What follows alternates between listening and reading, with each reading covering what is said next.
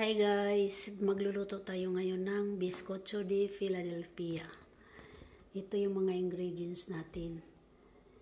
3 takal na harina, yung kinudkod na balat ng lemon, tapos 2 takal na asukar, tapos isang na baking powder, tapos isang Philadelphia, tapos yogurt, 1 takal na olive oil, tapos 3 itlog.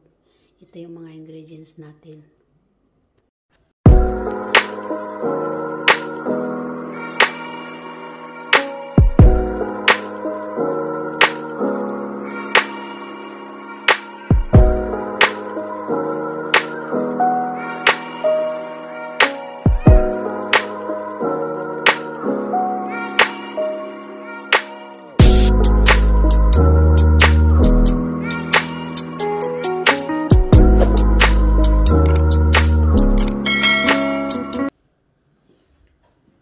Ngayon, ang gagawin natin, una natin yung 3 itlog.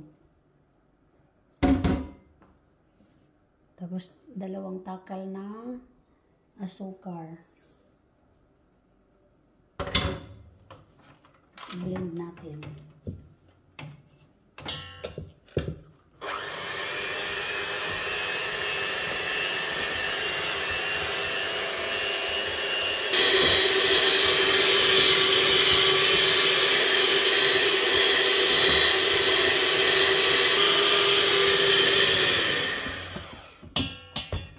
Ito na yung ating asukar at saka itlog. Ngayon, lagay na natin yung olive oil natin. 1 takal na olive oil.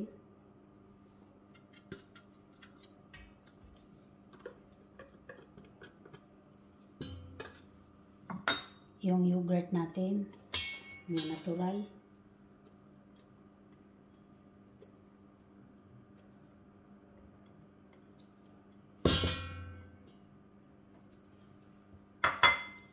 Yung balat ng lemon.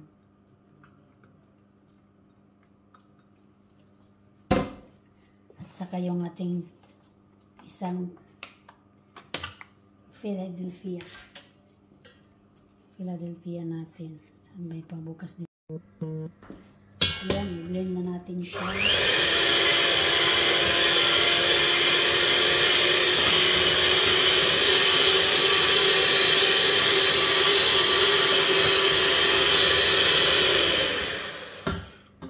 Ayan, ito na yung mixture niya.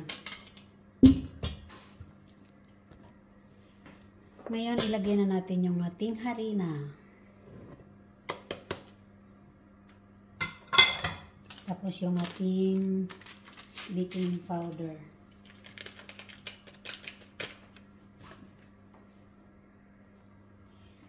Ngayon, i-mix na natin siya.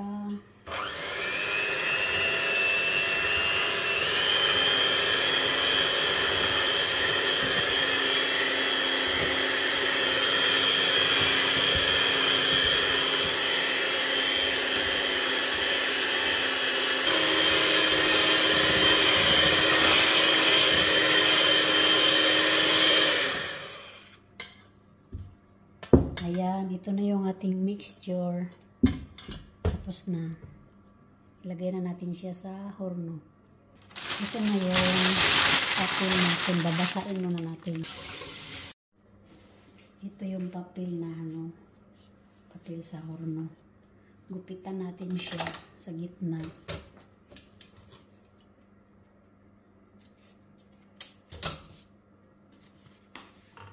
Bago natin ilagay dito sa butasan natin siya kasi may kasi yung natin.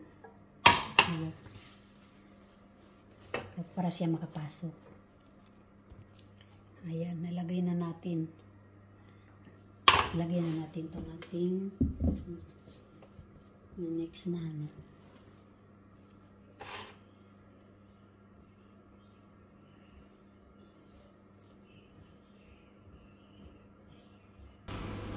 Ayan na. ilagay na natin sa oven. Ilagay na natin siya sa oven. 30 to 35 minutes. 170 yung init niya. Ayan na, luto na yung ating bizcocho de Philadelphia. Ayan na. Yung ating cake, ang sarap. Ayan na mga langga, yung ating cake. Tapos na siya. Yummy, yummy, yummy.